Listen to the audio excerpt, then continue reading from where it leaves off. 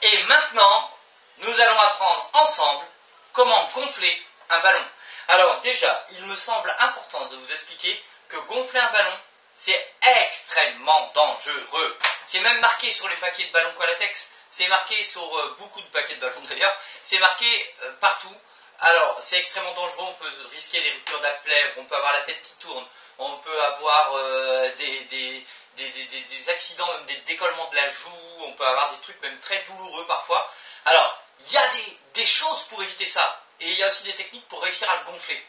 Alors, personnellement, je suis un mauvais exemple pour dire que c'est dangereux, bien que j'en sois convaincu et que je le sache, c'est dangereux, c'est clair, ça comporte des dangers. Je suis un mauvais exemple parce que, vous l'avez remarqué, je les gonfle à la bouche. Pour les gonfler à la bouche, je dirais, il faut vraiment faire attention à certains détails pour éviter les accidents. Exactement comme quand vous faites du skate, c'est dangereux. Du skateboard, c'est dangereux, mais un professionnel pourra vous donner des conseils pour moins vous toller en skateboard. Et bien là, je vais vous aider à ne pas vous toller avec le ballon. Alors, pour le gonfler, déjà, il est capital de comprendre que la pression ne doit pas s'exercer du moins longtemps dans la joue. C'est-à-dire que la joue doit être juste un transit. Ok ? La joue, bien sûr, va se gonfler quand on gonfle, mais tout vient des abdominaux. Alors, ce qui est important, c'est que si vous concentrez votre souffle en forçant plus de 2 secondes, c'est à partir de ces 2 secondes de sécurité, entre guillemets, que vous aurez la tête qui tourne. Vous allez mettre une pression dans le crâne, les vaisseaux sanguins ici vont se concentrer, et c'est là qu'on peut avoir des accidents. Ok ? Donc, surtout, soyez humble, et si vous n'y arrivez pas au bout de 2 secondes, c'est que vous avez pris un mauvais souffle de toute manière, et donc, abandonnez, reprenez votre bonne inspiration, retrouvez le bon mouvement, et normalement, un bon mouvement en moins de 2 secondes, vous le gonflez d'un coup. La position, c'est simple. Au début, pour vous aider à gonfler le ballon, il y a 2 choses. Il y a une chose au niveau de comment tenir le ballon, et une chose au niveau de votre souffle. Premier truc, pour tenir le ballon, je le tiens avec le pouce et l'index à côté de l'embouchure. Je rajoute le majeur pour mettre plus d'adhérence sur le ballon, parce qu'à un moment donné, il va falloir tirer le ballon. Et si j'ai pas assez de doigts ici pour le tenir, qu'est-ce qui se passe ? Il se passe que quand je vais le tirer, comme je ne tiens pas assez le ballon, soit je vais lâcher le ballon, et donc je ne vais pas réussir à le gonfler, ou soit je vais le pincer trop fort avec peu d'adhésion, avec peu d'adhérence, puisque j'ai que 2 doigts, avec le pouce et l'index, et donc de ce fait-là, je vais empêcher par le même coup l'air de passer, puisque je vais serrer trop fort. Donc il va falloir un juste milieu entre le tenir un peu, mais avec beaucoup de doigts, de manière à avoir plus d'emprise sur le ballon, de manière à le tenir tout en sachant le tirer, sans le lâcher.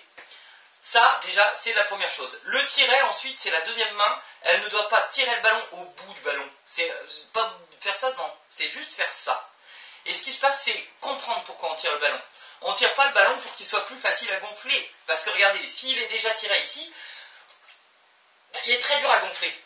Et s'il n'est pas tiré, il est très dur à gonfler aussi. Par contre, il y a juste un moment de transit entre les deux où il va être facile à gonfler. Par exemple, ok ?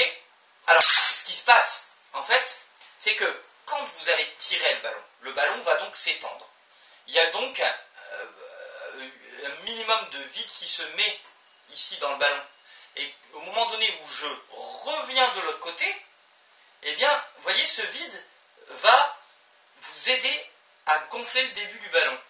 Parce qu'il va revenir. Donc en réalité, ce n'est pas le fait de le tirer qui facilite, c'est le fait de revenir. Mais pour revenir, il faut forcément tirer. Donc il faut faire des va-et-vient. Si vous en faites 2, vous êtes sûr de pouvoir le gonfler au début. Ok ? Vous faites comme ça. Après, bien sûr, avec le coup, vous saurez exactement à quel moment il se gonfle facilement, et vous pourrez le tirer juste une fois bien comme il faut. Alors, ça, c'est au niveau de la position des doigts. Mais je ne vous ai pas tout expliqué. Là, si vous arrêtez la vidéo là, vous ne saurez pas le gonfler. Essayez de voir, mettez pause, vous verrez, vous n'y arriverez pas. Par contre, si je vous explique ce dernier truc, là, ça va être beaucoup plus simple. C'est au niveau de la respiration. Au niveau de votre respiration ventrale. Ce qui est très important, c'est que même si je tire le ballon, si je le tiens comme il faut, ok, mais que je n'ai pas la bonne respiration, peut-être que je vais y arriver, mais en forçant plus de 2 secondes. Et du coup, je vais risquer d'avoir un mal de crâne. Et au bout de 2-3 ballons, je serai tellement KO que je serai incapable de gonfler un ballon de plus. Là, ce qu'il faut donc faire, c'est comprendre que notre corps doit se tenir exactement comme un élastique. Vous voyez? Un élastique. Si vous tirez l'élastique et que vous le lâchez, donc vous tirez, vous faites une pause et vous le lâchez. L'élastique va revenir, mais il ne va pas vraiment vous faire mal. Par contre, si vous tirez de la même distance, pas plus, hein, mais que vous lâchez très vite après avoir tiré, tac tac, et ben l'élastique sera dans une force d'extension et tout de suite va avoir 2 fois plus d'impact et 2 fois plus de force sur vous. Et bien là, on va faire pareil avec notre corps. Pour que notre corps ait plus de force, on va tout simplement faire une expiration très vite après l'inspiration. Donc regardez bien, on ne fait pas pause et non, on se sert de la force de l'élastique et on fait donc avant chaque souffle, je veux entendre une inspiration. Je veux entendre un très fort et très vite après un d'accord? En même temps, on fait comme l'élastique. Au niveau comportemental, c'est-à-dire on ne fait pas en restant figé. Pour donner plus de force, on va mettre une impulsion dans le corps. Et on va avancer un peu la tête en même temps. Ok? C'est un impact qui va aider, croyez-moi.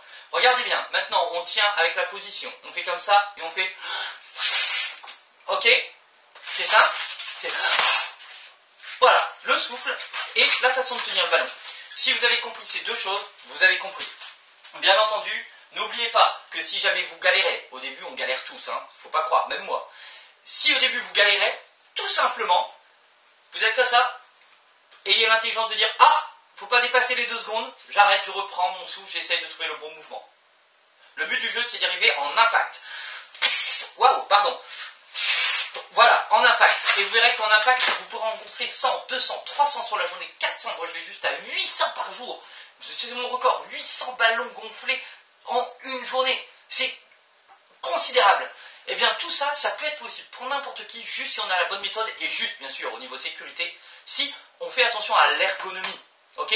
Protégez votre crâne, protégez votre corps et faites-le si vous le sentez. En tous les cas, moi, je vous le conseille pour du gain de temps. Il y a aussi des techniques qu'on ne peut faire qu'en gonflant le ballon. Et cela, eh bien, je vous l'explique tout de suite.